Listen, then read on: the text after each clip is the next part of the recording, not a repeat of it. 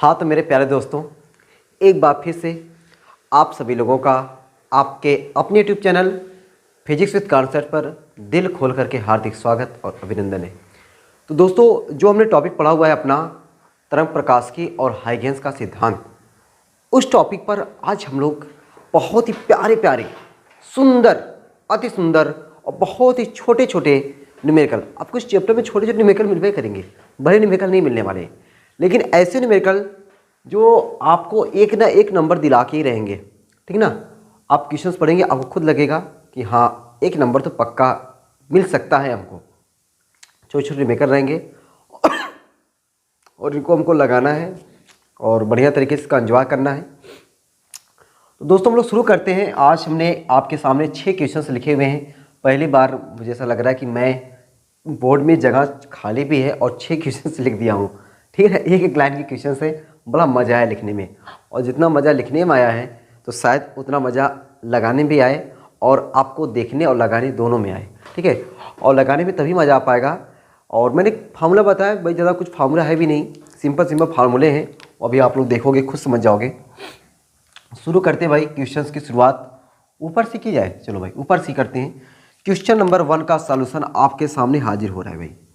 तो question number 1 में पूछ क्या रहा है, हीरे का अपवर्तनांक दिया हुआ है। अपवर्तनांक का सिंबल यन होता है, यन आपको दिया हुआ है 2। कह रहा है हीरे में प्रकाश की चाल, हीरा कोई माध्यम है और माध्यम में प्रकाश की चाल v होती है। माध्यम में प्रकाश की चाल क्या होती है, v होती है, और निर्वात में प्रकाश की चाल c होती है। तो माध्यम में प्रकाश की चाल v पूछा हुआ है। हमने दोस्तों जो फार्मूला पढ़ा हुआ है ना, फार्मूला जो हम लोग पढ़े हुए हैं, सिंस n बराबर c अपान v, बहुत मज़ेदार फार्मूला है ये। इस फार्मूले का हमने कई जगह पे इसका यूज करके भी और सारे फार्मूले बनाए हुए हैं, ये आपको पता है। यहाँ से हमको v चाहिए तो v बराबर क्या हो जाएगा, c बटा n, और c का मनवा तो सब लोग जानते हैं, बच्चा बच्चा जानता है, 3 गुणे 10 की घाते 8 बटे n का मान कितना दिया हुआ है 2, 3 बटा 2, 3 बटा 2 का मतलब 1.5 गुणे 10 की घाते 8, चाल का मात्रक मीटर पर सेकेंड। लो भाई आंसर, आंसर। ठीक है, ये है क्वेश्चन। ठीक है, एक एक नंबर के क्वेश्चन ऐसे आते हैं।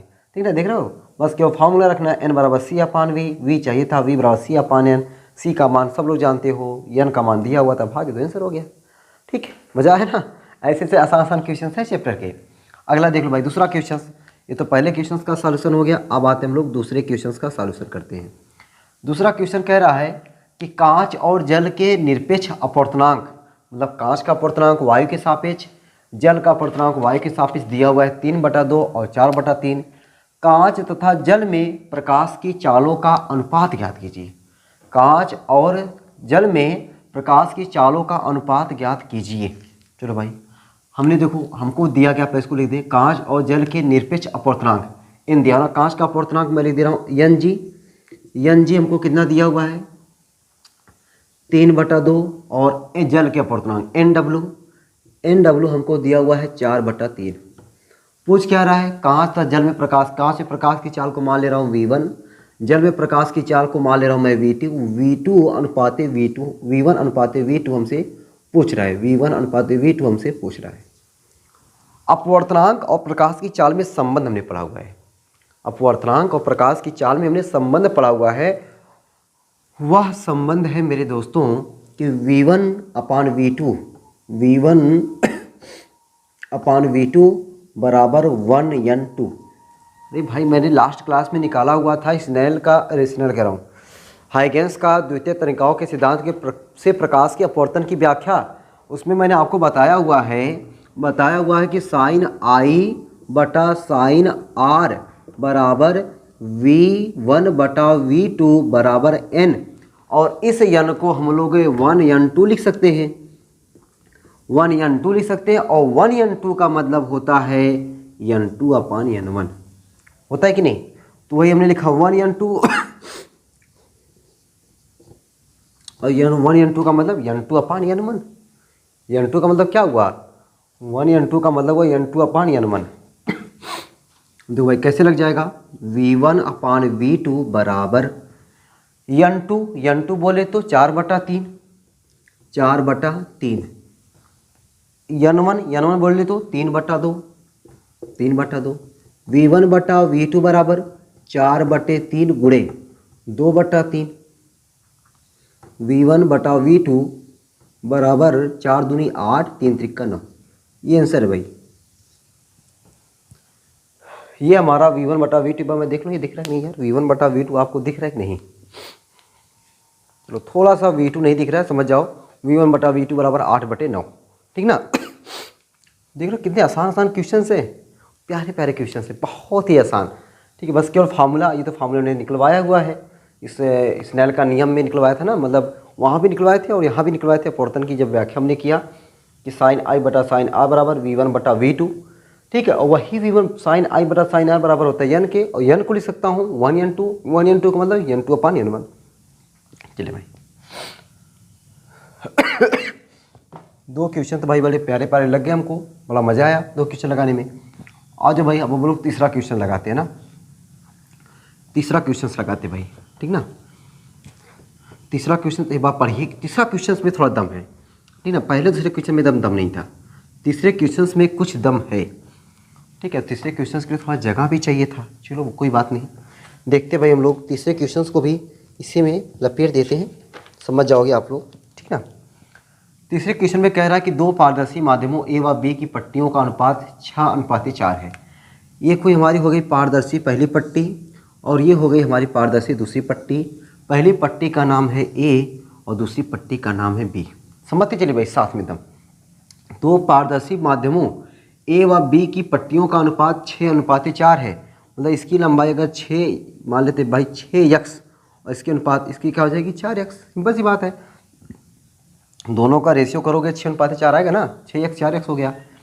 यदि दोनों में प्रकाश को गुजरने में समान समय लगता है, इसका भी इससे प्रकाश जो गुजर रहा है इसमें भी t समय लग रहा है, इससे जो प्रकाश गुजर रहा है इससे भी t समय लग रहा है, दोनों का समय क्या है सेम है, तो a के सापेक्ष b का अपवर्तनांक क्या है, तो a के सापेक्ष b का अपवर्तनांक क्या है? हमने आपको फार्मूला बताया, समय बराबर होता है दूरी बटा चाल।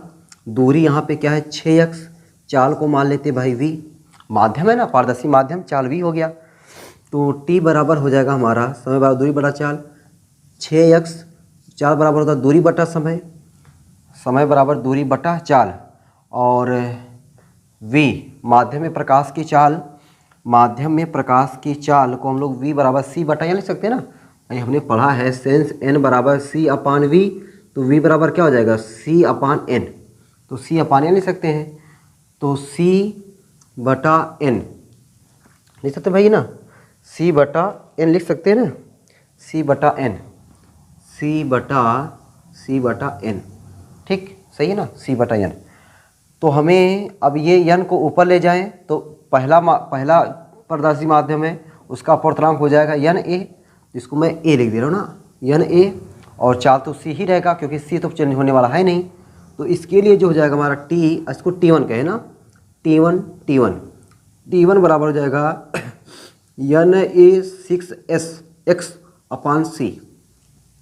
इसी प्रकार t2 बराबर इसी प्रकार ये t2 समय भाई, t2 बराबर क्या हो जाएगा nb4x/c। लेकिन क्वेश्चन में कह रहा है, क्वेश्चन में क्या कह रहा है कि समान समय लगता है। जब समान समय लगता है तो t1 और t2 आपस में बराबर हो जाएंगे, ठीक ना, t1 और t2 आपस में क्या हो जाएंगे बराबर हो जाएंगे। जब t1 और t2 आपस में बराबर हो जाएंगे तो क्या बात लग भाई, सीन से t1 बराबर t2, जब t1 t2 के बराबर है तो यहाँ से क्या निकल के आएगा na6x/c बराबर, यहाँ पे क्या हो जाएगा nb4x/c, c x 2 दूना 4, 2 तिहाई 6, ठीक है। तो हमको nb/na बराबर क्या मिल जाएगा nb/na 3/2। इस nb/na को मैं anb लिख सकता हूँ, anb बराबर 1.5।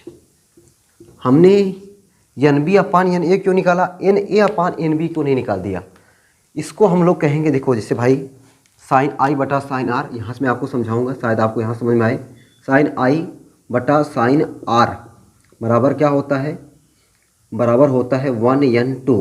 1n2 मतलब n2 अपान n1।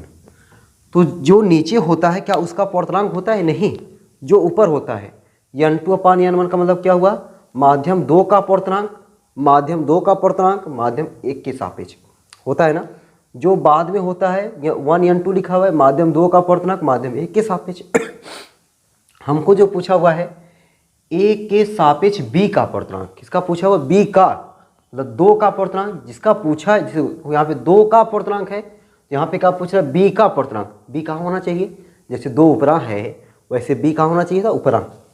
b ऊपर हो गया। n b upon n a, जैसे हमारा n2 अपान n1 को हमने क्या लिखा? 1n2। उसी प्रकार हम लोग nb अपान na को लिख सकते हैं anb, यानी b का पूर्णांक a के सापेक्ष या a के सापेक्ष b का पूर्णांक 1.5। समझ में आ गया ना? फार्मूला क्या था? वही भाई, समय बराबर दूरी बटा चाल। दूरी बटा चाल, दूरी क्या है? 6x, चाल क्या माना हमने? v, चाल क्या माना हमने? v, और v बराबर होता है, हमने मिटा दिया क्या? v बराबर होता है n बराबर होता है c अपान v, तो v बराबर होता है c अपान n, c अपान n। तो पहला ये पारदर्शी माध्यम, उसका पूर्णांक हमने मान लिया n a, दूसरा पारदर्शी माध्यम है उसका पूर्णांक हमने माना n b। वहाँ से हमने इसको चेंज करके T1 T2 का मान निकाला। T1 T2 क्या है? समय है। दोनों का समय क्या है? समान है। समान समय से हमने निकाल करके आपको a n b का मान निकाल दिया, 1.5 आ गया। ठीक है, चलो भाई, तो ज़बरदस्त तरीके से 3 क्वेश्चन तो लगे भाई, और 3 क्वेश्चन लगाने में आपको मज़ा आया। आसान है ना भाई क्वेश्चन? ये थोड़ा सा क्वेश्चन है ज़बरदस्त, और ये एग्जाम में आया भी हुआ है। ठीक ना, ये क्वेश्चन आपके एग्जाम में आया भी हुआ है। तो भाई इसको मिटाते हैं, इस सबको क्वेश्चंस को नोट कर लेना भाई। ठीक ना, अगर आप अपने टॉपिक को और मजबूत करना चाहते हो, जितना मैं क्वेश्चंस लगवाता हूँ आप क्वेश्चंस लगाते चलो, तब देखो आपको लगेगा कि हाँ आप फिजिक्स वाकई में फिजिक्स पढ़े हैं।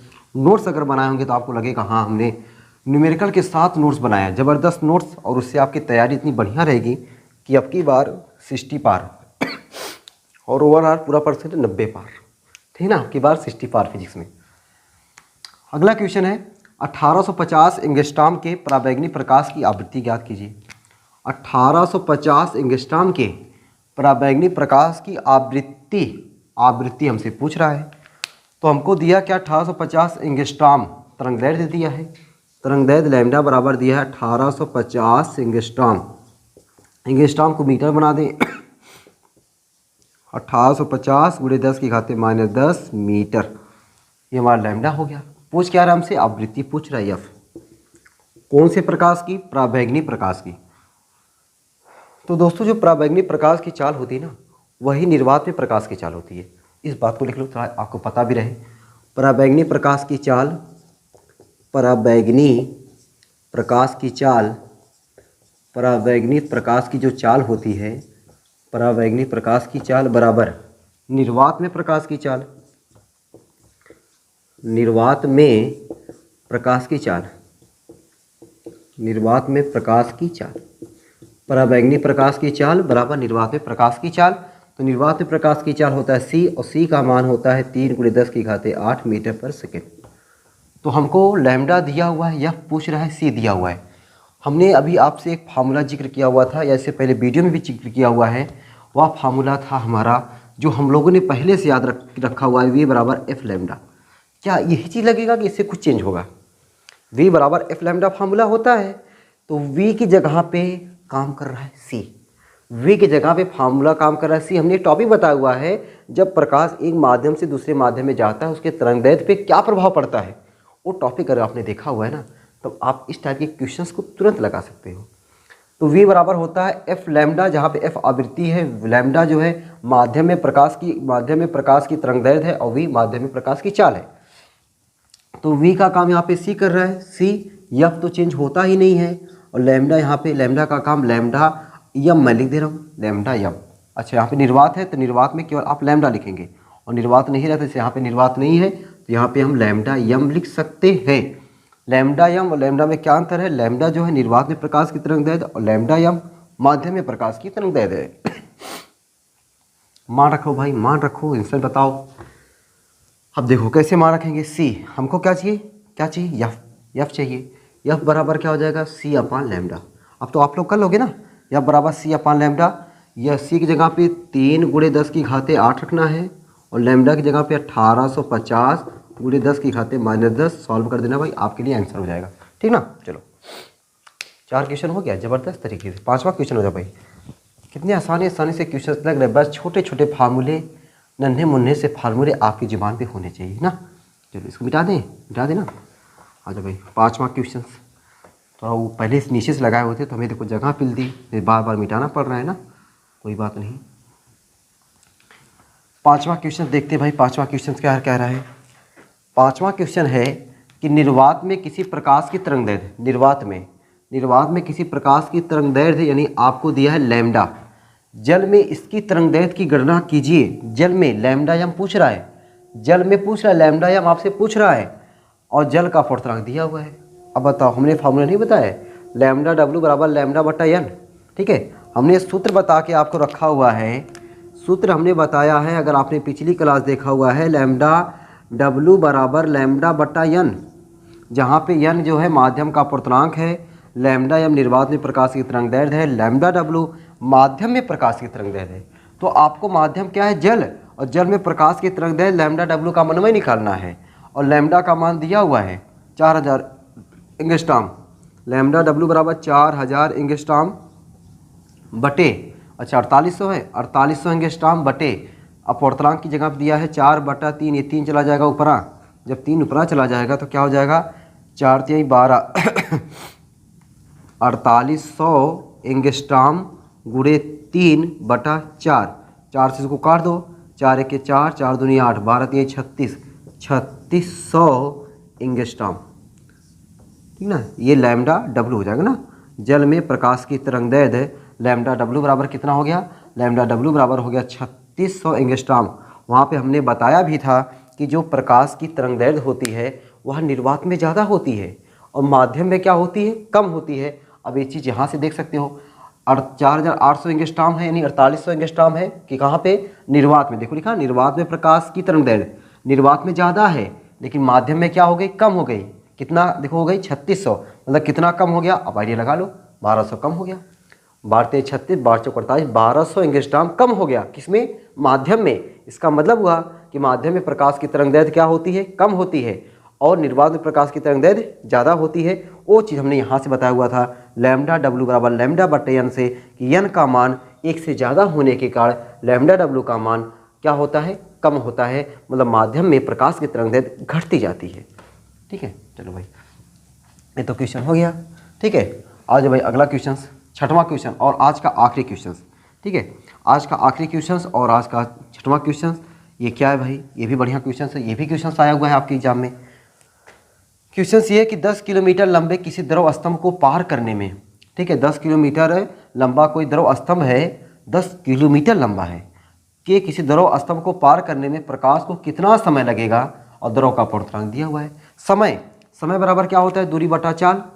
समय बराबर दूरी बटा चाल, तो दूरी को मैं अभी लिख रहा हूँ फिलहाल है डी से, दूरी को डी से, चाल को 20 लिख दे रहा हूँ। समय बराबर दूरी बटा चाल, तो टी हमें कहीं चाल दिया है, नहीं दिया है, हमें इस चाल को किस में चेंज करना है, अपवर्तनांक के पदों में चेंज कर देना है। तो डी हमें दिया है 10 किलोमीटर, डी बटा चाल, देखो हमने ये फॉर्मूला बताया है, एन बराबर क्या यार, एन बराबर सी अपान वी, तो वी बराबर क्या हो जाएगा, सी अपान एन। तो वी की जगह पे क्या लिख दे, सी बटा एन, एन चला जाएगा ऊपर, टी बराबर एन डी अपान सी। अब जो हमको चाहिए सब मान पता है कि नहीं, सी तो जमाने से पता है, एन दिया हुआ है, डी दिया हुआ है, बोलो भाई आंसर आएगा कि नहीं। समय बराबर एन की जगह पे क्या रख दे, 4/3, डी की जगह पर 10 किलोमीटर बटे सी का मान, किलोमीटर को मीटर बना दो 10⁻3, किलोमीटर को मीटर बना दिया 10⁻3, सी का मान होता है 3 × 10⁸। अब इसी को सॉल्व कर दो भाई, आपका आंसर, ठीक ना, ये सॉल्व आप लोग कर लेंगे, मुझे करने की जरूरत ही नहीं है। तो इस तरीके से आपका रहा इस चैप्टर के न्यूमेरिकल, जो आपने देखा कि कितने आसान न्यूमेरिकल हैं। बस केवल 2-3 फार्मूले रहे जो बार बार आए। एन बराबर सी अपान वी से आपको वी का भी मान पूछ सकता है, वहाँ से सी का मान आगे पीछे करके निकाल सकते हैं।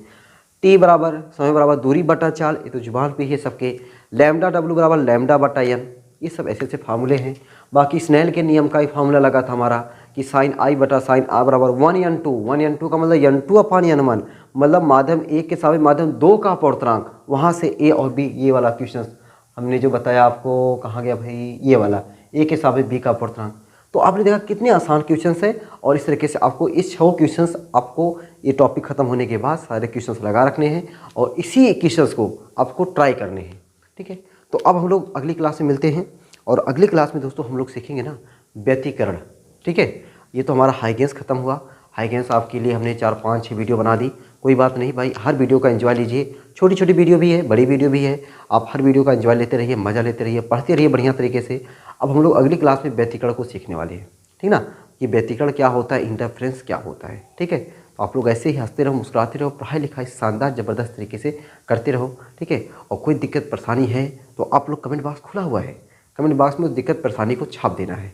ठीक है, चलो फिर मिलते हैं आपसे अगली क्लास में, तब तक के लिए सबको बाय बाय।